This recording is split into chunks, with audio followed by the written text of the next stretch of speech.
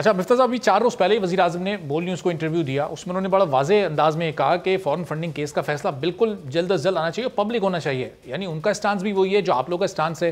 तो फिर ये दरमियान में मसला क्या, रुकावट क्या, ये नहीं समझ आ रहा।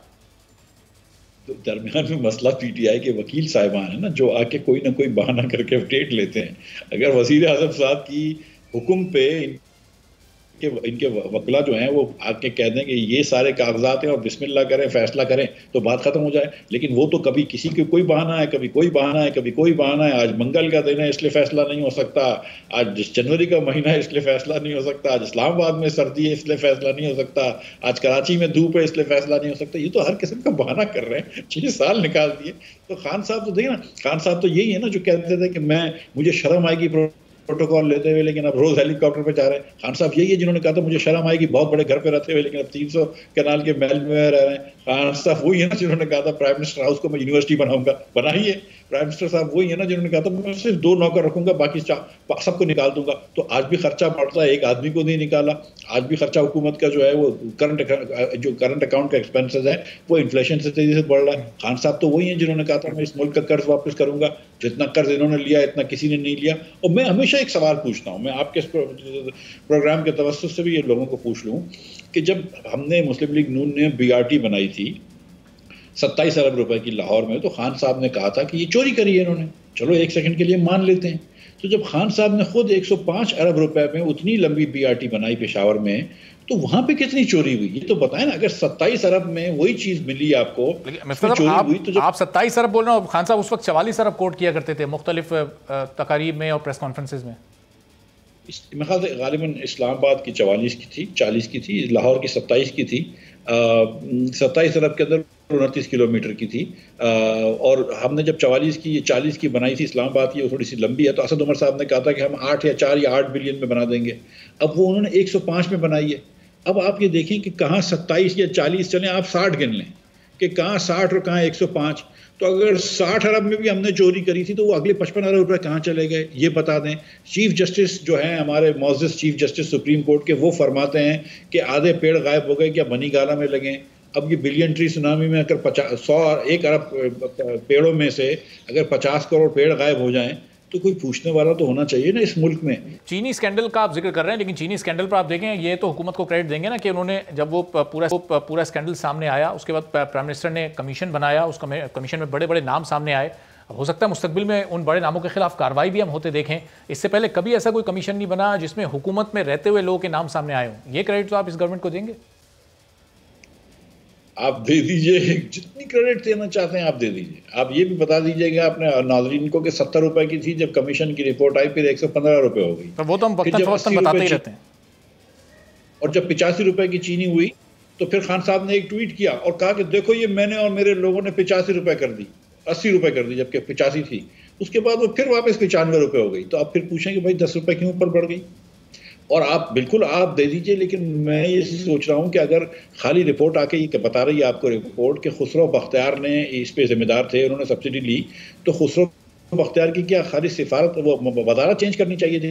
देखिए कलमदान जो था आपने फूड सिक्योरिटी का लेकर आपने उनको इकोनॉमिक अफेयर्स दे दिया, ये काम करना चाहिए था। जहांगीर तरीन साहब को सिर्फ आपने एग्रीकल्चर कमेटी से बुलाना निकाल दिया, कहा कि लेकिन मुझे दिल में बड़ा दुख है। ये एहतसाब होता है।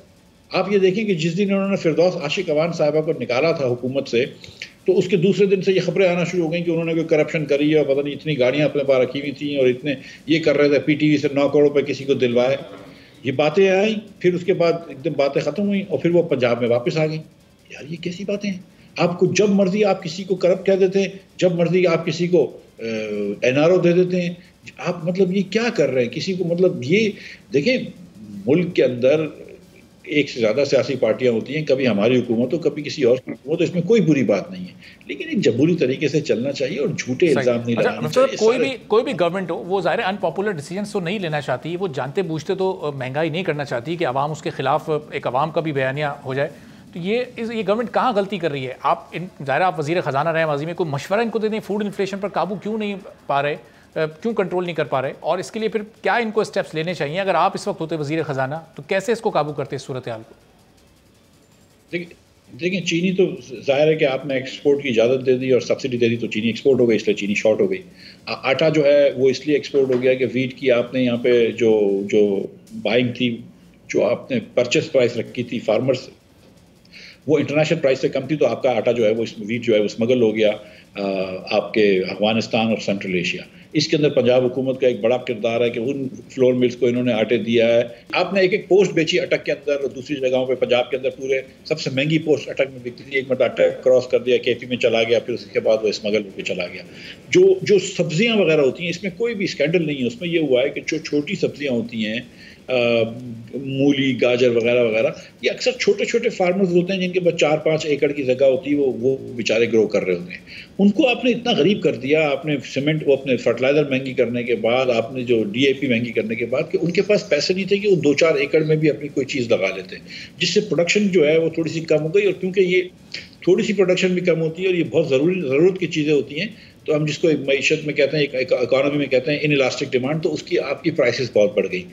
और इसके बाद देखें आपने यही चीज़ मुर्गी और अंडों में हुआ कि उधर भी प्राइसेस बढ़ गई, हर जगह पे प्राइसेस बढ़ गई। उसके बाद जाहिर है कि आपने मनी सप्लाई बढ़ा दी, 17% आपने पैसे छाप के, स्टेट बैंक ने बैंकों से पैसे ले लिए, बैंकों के बॉन्ड खरीदे, उससे पाकिस्तान के अंदर जो पैसे की तादाद थी वो बढ़ गई 17%, जिससे कि 10-12% महंगाई हो जाती है। तो बहुत सारी इन्होंने चीज़ें करी हैं जिसकी वजह से ये चीज़ें हुई हैं। लेकिन अगर ये थोड़ा सा टैक्स और जमा कर लेते, थोड़ा सा कर्ज कम लेते, अगर स्टेट बैंक पैसे नहीं छापता, तो ये इतनी महंगाई नहीं होती गालिबन। तो मिफ्ता साहब, अब अगर इनकी इंटेंशन हो इस महंगाई को वापस उसी जगह पर लाने की जहां से ये शुरू हुई थी, जो आपके दौरे हुकूमत में आप लोग छोड़कर गए थे, तो क्या अमलन मुमकिन है, ये गवर्नमेंट ला सकती है अपने आने वाले 1.5-2 साल में? देखिए बिल्कुल ला सकती है। एक जो बड़ी गुड लक है इस हुकूमत की वो ये है कि तेल जो था वो आप देखेंगे $7 पे हो गया था, $7 पे हो गया था। आपको याद है कि हमारे ज़माने में $30 तक भी पहुंचा था, लेकिन $110 का भी था। तो अभी भी आज भी $50-55 का है। ये हिस्टोरिकली तेल सस्ता है, आपको एलएनजी सस्ती मिल रही है। आप क्यों बना रहे हैं बिजली फर्नेस ऑयल से? आप क्यों बना रहे हैं बिजली डीजल से? आप ना करें ना उसमें बेईमानी। अगर आप उसके अंदर ईमानदारी से एलएनजी ले आते तो आज आपको ये महंगा नहीं पड़ना पड़ता। जिस सौदे के लिए हमने जो 12%, 13% के अंदर जो हमने 11-13% में एलएनजी ली है, वो 23-24% में ये लोग ले रहे हैं आज, तो डबल पैसे आप दे रहे हैं। तो फिर उसके बाद अगर आप ये चीज़ें हरकतें करना छोड़ दें और थोड़ा सा ये जो है ना, ये मतलब ये ओछे हर्च करने के, इसको पकड़ लो, उसको बंद कर दो, ये मीडिया एडवाइजरी भेज दो, ये टीवी वाले को पकड़ लो, ये ना लिखने दो, ये ना बोलने दो, ये हरकतें ना करें। और अगर गवर्नेंस करें ना, गालियां देना छोड़ दें और गवर्नेंस करना शुरू करते हैं, तो महंगाई कम करना इतना मुश्किल नहीं है। मैं आपको सच बता रहा हूँ कि थोड़ी पाकिस्तान लो इन्फ्लेशन कंट्री है, थोड़ी सी अगर आप मनी सप्लाई कंट्रोल करें, थोड़ा सा एग्रीकल्चर के अंदर प्रोडक्शन बढ़ाएं, थोड़ा सा रिफॉर्म लाएं, तो इंशाल्लाह महंगाई कंट्रोल होती है। ठीक है, चलें, बहुत बहुत शुक्रिया। मिफ्ता इस्माइल साहब, नून लीग के सीनियर रहनुमा हमारे साथ मौजूद थे। न सिर्फ महंगाई पर बल्कि इब्तिदा में फॉरेन फंडिंग केस के हवाले से भी गुफ्तगू कर रहे थे कि अगर इलेक्शन कमीशन चाहे तो 30 दिन के अंदर अंदर पीटीआई पर फॉरेन फंडिंग केस का फैसला हो सकता है। और मरियम नवाज ने आज गुफ्तगू करते हुए कहा था कि 3 दिन में यह फैसला हो सकता है। ऐसे हकाइक सामने आ चुके हैं। शौकत यूसुफजई साहब, पाकिस्तान तहरीक इंसाफ के रहनुमा, हमारे साथ मौजूद हैं। हुकूमती मौक़िफ़ भी इस पर उनका जान लेते हैं। शौकत साहब, बहुत शुक्रिया प्रोग्राम के लिए, आपने वक्त निकाला। मरियम नवाज ने बड़ा वाज़ेह कह दिया कि सिर्फ 3 दिन के अंदर इस केस का फैसला हो सकता है। मिफ्ता साहब अभी फरमा रहे थे कि चलें 3 दिन नहीं, आप 30 दिन ले लें, लेकिन अब इलेक्शन कमीशन को इसका फैसला कर देना चाहिए। 7वां साल लग गया सर। बिस्मिल्लाहिर्रहमानिर्रहीम। देखें, इलेक्शन कमीशन के आगे आज जो इन्होंने मुजाहरा किया, आप देखें, मेरे ख्याल से ये पहली मरतबा हुआ है कि हुकूमत ने इतनी खुली छुट्टी दी है। ये सारे आए और इन्होंने अपने दिल की भड़ास निकाली और चले गए। ये इदारों को प्रेशराइज करना है, मेरे ख्याल से अब ये ज़्यादा देर तक ये नहीं चल सकता। पाकिस्तान के इदारे आज़ाद हैं, ख़ुद मुख्तार हैं और इनको होना भी चाहिए। ये इलेक्शन कराते हैं ये, और इस तरह मुझे बड़ा अफसोस हुआ कि मरियम बीवी चूँकि मेच्योर सियासत कर रही हैं, उनकी सियासत अभी मेच्योर नहीं हुई। उनको जो बताया जाता है वो उसको याद करके वो आगे चलती हैं, लेकिन वो मिसयूज़ हो रही है। देखें, आपने मोदी के हवाले से बात की और उसका कनेक्शन जो है इमरान खान से मिलाया जा रहा है कि जी इमरान खान वो जवाब दे मोदी का। अब देखें, पूरी दुनिया जानती है कि मोदी को घर पे किसने बुलाया था। ये कोई नवाज शरीफ का कोई इश्क था मोदी के साथ या कोई और ताल्लुकात थे? क्या कहना चाहते थे कि घर पे बग़ैर वीज़ा के जो बुला के अपने घर पे फंक्शन में याद करा दिया, तो ये ताल्लुक़ हमारा था या उनका था? और इतने उससे बातें करती हैं जज्बात में आके और लोगों को जज्बात दिखाती हैं, तो कम से कम अपने वालिद को भी गैरत दिलाए कि वो आए पाकिस्तान। सब्सक्राइब करें और बेल दबाएं ताकि कोई खबर रह न जाए।